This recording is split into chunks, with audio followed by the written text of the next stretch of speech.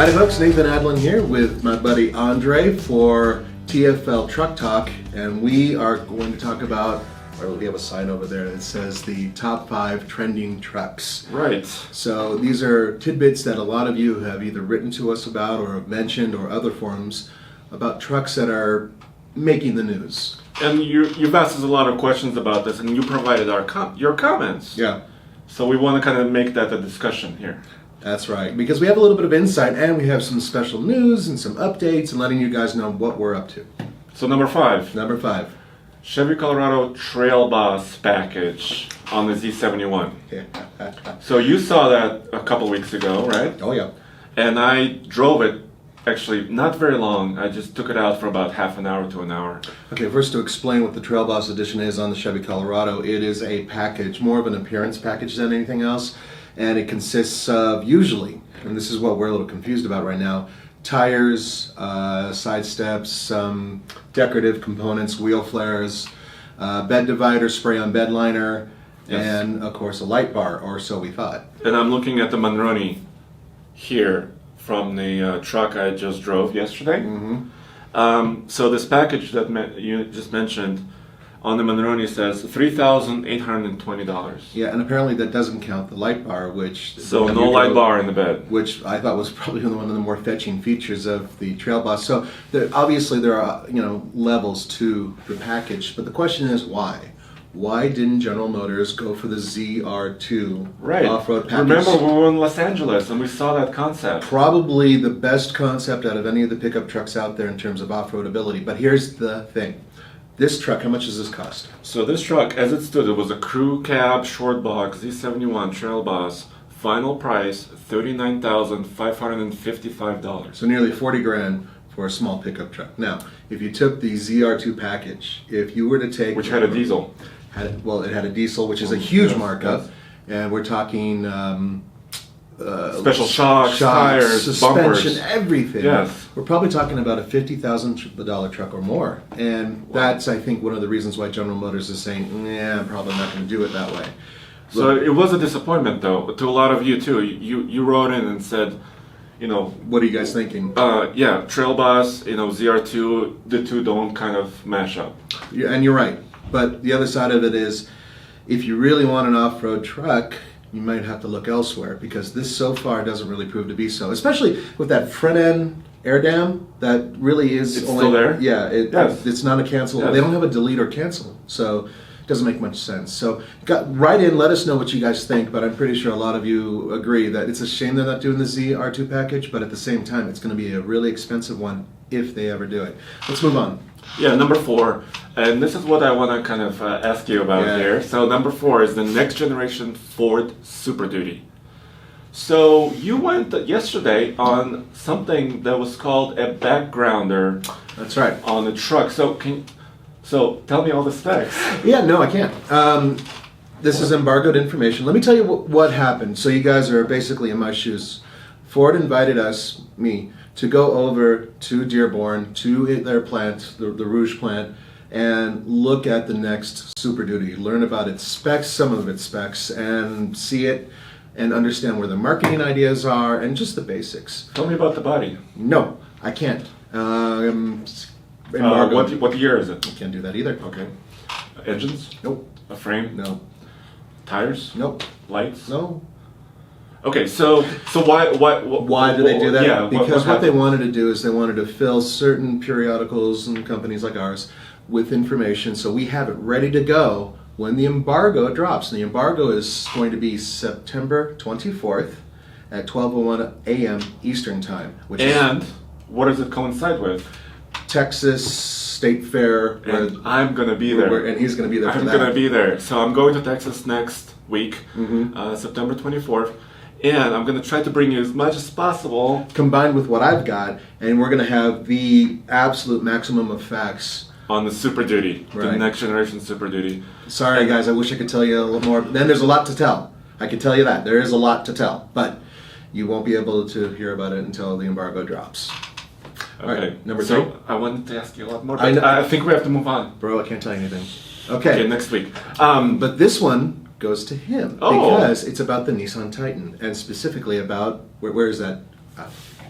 So, a few weeks ago, Nissan invited us to, and actually in conjunction with Cummins, to the Cummins plant in Indiana. And I actually came away with this. I did not steal this. I wanted to bring some other parts, like maybe to make a coffee table or something, but they gave us a piston.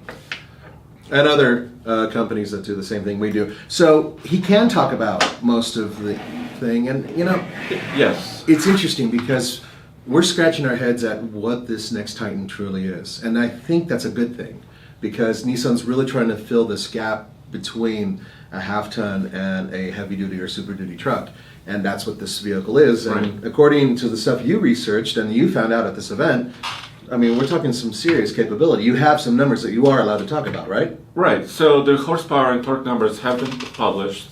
We're talking about 555 pound-feet of torque.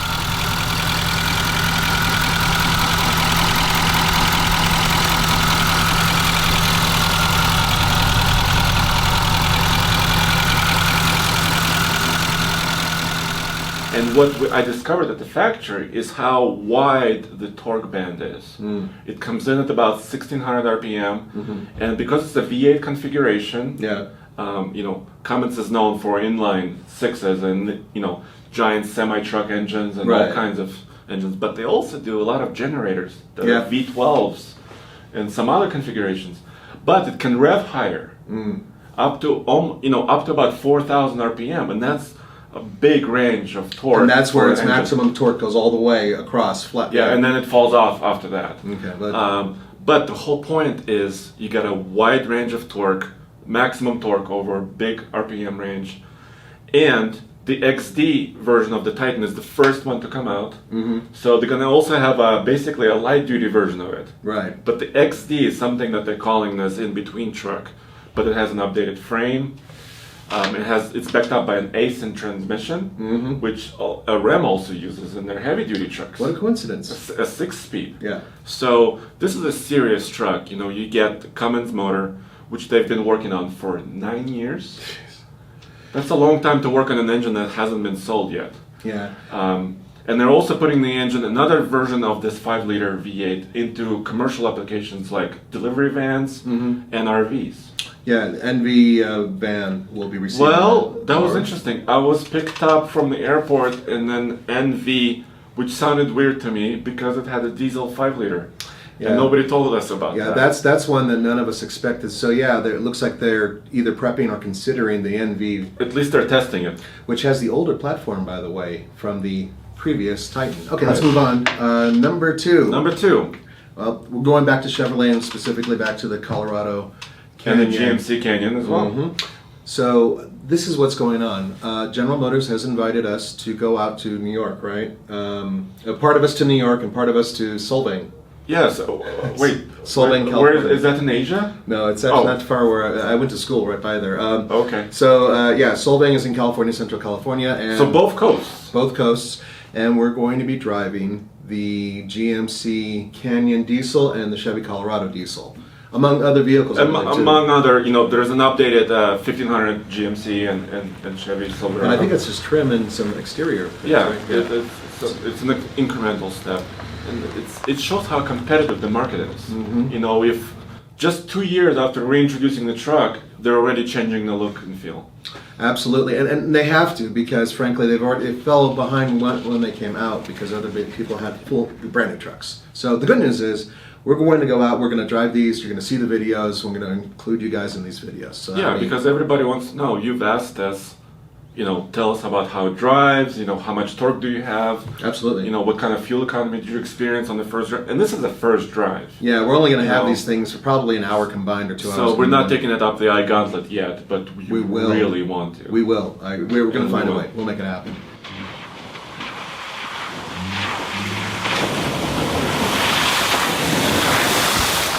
So just to answer your questions, yes, we will be driving those things Very shortly in very October. shortly, in October. Okay. Number one? So, number one, Toyota Tacoma. Yes, the new one. The brand new one. Now, there are a couple of things. First of all, we hear that Toyota in Texas has added a new shift, a Sunday shift, to increase production. and rightfully so. This is pretty much a brand new vehicle, and we did drive it. And it just went on sale in early September. Mm-hmm. We had the first drive with it. We haven't had a lot of time to test it here in Colorado yet. No, not yet. But we're getting there very shortly. Yep. And yes, we will take it up the gauntlet. There's a lot of excitement about this truck. We're talking about a truck that has a new engine. Actually, a new engine and then an updated engine, new transmission. Pretty much an all-new vehicle in terms of its overall Even though it build. doesn't look terribly new, it looks like a Tacoma, which it should, right? Yeah, they managed it to needs keep look it like a that way. Tacoma. Yeah, it was a really good job in terms of design, just because they were able to do that. But at the same time, fake hood scoops, not a big fan. There are little things that are issues. You didn't like the seating position. Yeah, the seating position is still classic Tacoma, where On the floor. I'm sitting on the floor, my legs are way up.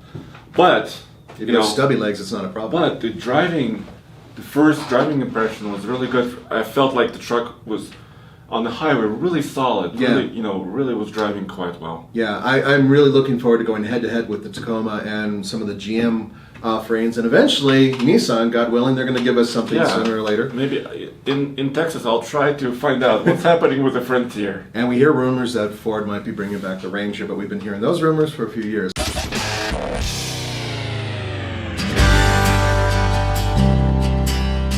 Okay, let's give them the bonus. The bonus, Jeep building a pickup truck. Mm-hmm. I'm sure a lot of you heard the rumors. We've heard them too. And this is what it goes. Well, I mean, basically what we're hearing is that they're currently building the Wrangler In Toledo. and the Cherokee out. They're going to eventually take the Cherokee and put it in another plant, dedicated plant to a certain degree, and then have more production capability at this plant so they can build more Wranglers and possibly the new pickup. And the other reason for this, there was a statement from the CEO of FCA, Sergio the man. Yes. He said that he did not want to stop production of the current gen Wrangler and have a big period while the new Wrangler ramps up. Right. He wanted them to be basically built with no gap. But there's a lot of information about new components on the Jeep. Right. The next generation aluminum components on Yep. the body, even though the whole body structure is not aluminum. No, it's not from what we hear. But they still need to retool. Yep. And he wanted it to be all done at the same time. And the only way to do it is to move the Cherokee out, bring the new Wrangler in, and then phase out the old Wrangler and build something else there, which Supposedly will be the could pickup be a truck. pickup truck.